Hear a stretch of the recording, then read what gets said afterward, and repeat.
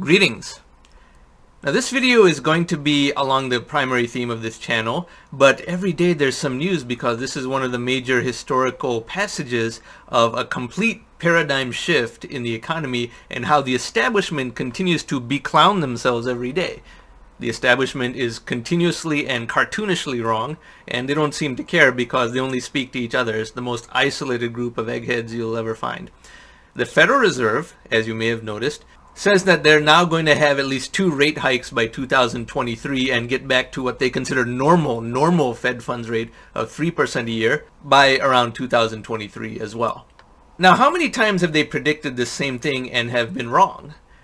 They have been continuously wrong. It is not an exaggeration when I say that they have predicted 100 of the last 0 bouts of hyperinflation, and this return to what they consider normal interest rates has been 2 years away for the past 12 years. Some would argue 2 years away for the past 17 or 18 years even. But let's say 2 years away for the past 12 years. There is not any aberrant hyperinflation. Anyone who knows how to read graphs and charts can see that there is merely a springback from the complete absence of inflation, near deflation that occurred because of coronavirus. But interest rates and even the amount of quantitative easing that has been done is not aberrant in any way, even because of COVID. The coronavirus crisis started 15 months ago. The Fed funds rate would be 0% by now anyway, just because they're already on a declining trend before coronavirus, because you cannot have a positive interest rate when you are in a world of this much technological deflation. And if you doubt that, just look at the 10-year bond yields of all major economies in the world. The United States still has a 1.5% yield on 10-year bonds. But obviously the shorter maturity bonds and the Fed funds rate has to be much lower than that. So even if the Fed funds rate is 0, the spread between the 10-year yield and the Fed funds rate is only 1.5%, which is not much.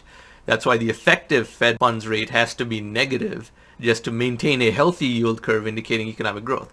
But as we've seen in other videos, such as what I have in this tile over here, is that $17 trillion of bonds in the world have a negative yield because central banks still buy bonds because they don't think that it's permanent and they don't know what to do, and they have too much ideological baggage that prevents them from sending cash directly to people, which is what would have the best economic impact and also be the fairest and the only true way to offset technological deflation, and they'll eventually be forced to do that because of some crisis. But back to the Federal Reserve and the purpose of this video, 2 rate hikes by the end of 2023. So now they're saying, okay, fine, that's 2.5 years away still.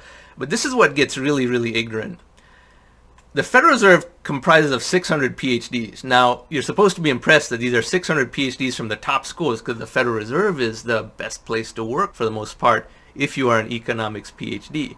However, if they've all just memorized the same outdated textbooks and only present to each other, 600 PhDs isn't any better than having 1 PhD working at a particular institution, and it's worse than having 0 PhDs because what that PhD thinks is wrong.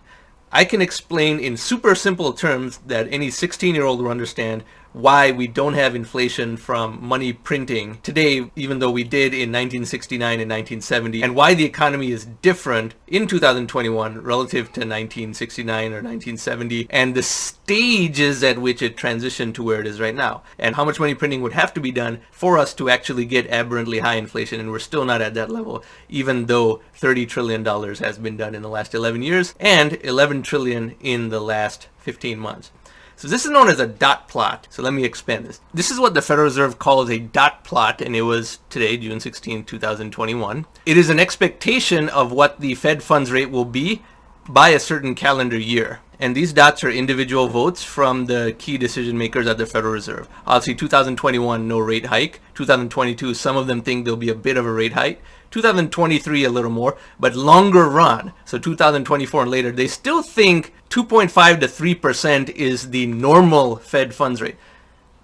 Now, how much of an isolated egghead do you have to be to think that? The 10-year yield is 1.5%. Then they think that the Fed funds rate will be twice that amount, 3%, and therefore a permanently negative yield curve. Has that question even occurred to these people? No, it hasn't. $17 trillion of bonds have negative yields, yet they believe that the front rate of interest, the most short-term rate of interest, will be 3%.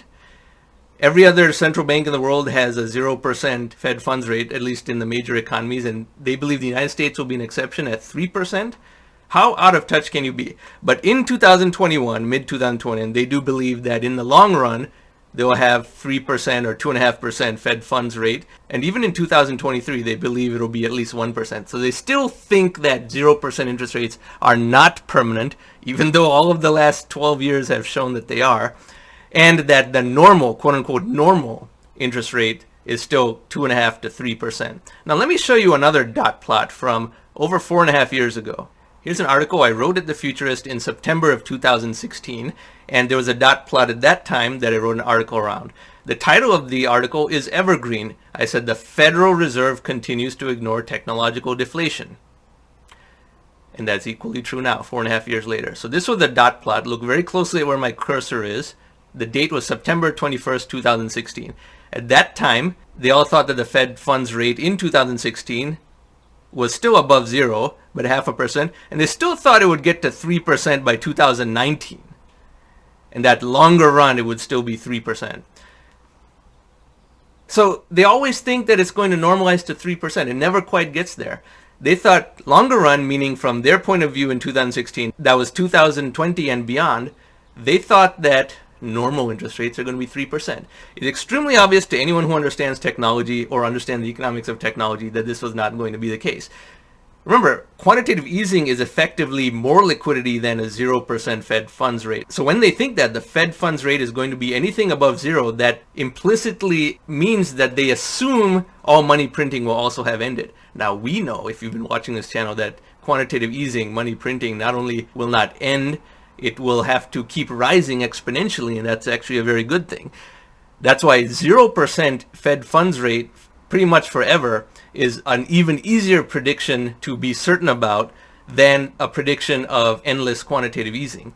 Yet the academics, the eggheads that occupy the economics profession, all still think that the normal interest rate is 3% a year as a Fed funds rate, meaning a permanently negative yield curve.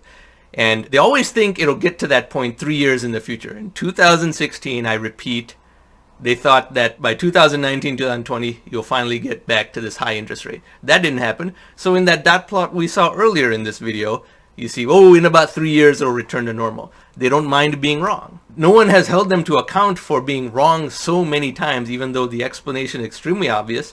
I have been vocal about this for a long time, but since I'm not part of their PhD economist egghead group, they just can't seem to accept that, well, the solution could actually be something we haven't considered. These are the modern equivalent of flat earthers, or at best the people who insisted, as late as 1901, that heavier than air flying machines were not possible.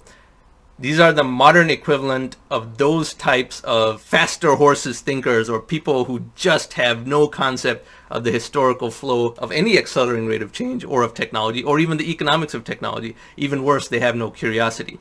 Do you realize that the economics profession in the West has virtually no mechanism by which to get ideas from the outside? They truly believe that nothing about economics is not already known by people who have PhDs in economics, and they only present to each other, so they never get any outside input. This is truly a historical turning point. The reason I'm so vocal about making fun of them is that there's no major discipline in this world where the reality is more out of touch with what the ensconced credentialed establishment thinks. It is truly quite astonishing. And major historical turning points are always just around the corner when these types of mismatches occur.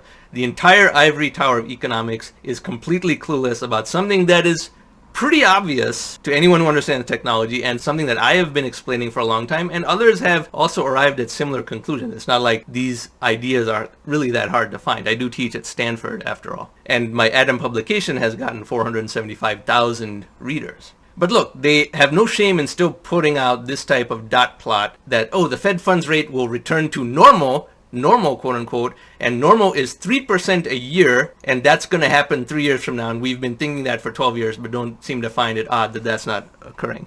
It's truly shameful, so I'm vocal at pointing this out, not because they'll change their minds. Remember, they have been trained that the amount you know about economics is just based on having a PhD in economics, when this is truly a manifestation of the Dunning-Kruger syndrome, if you're familiar with that. Having a PhD in economics almost precludes someone from understanding the single biggest change in macroeconomics today. And they're so theoretical. They're probably the most theoretical people in any hard discipline that they just don't mind making predictions that are wrong because nobody ever holds them to account. It's really quite funny.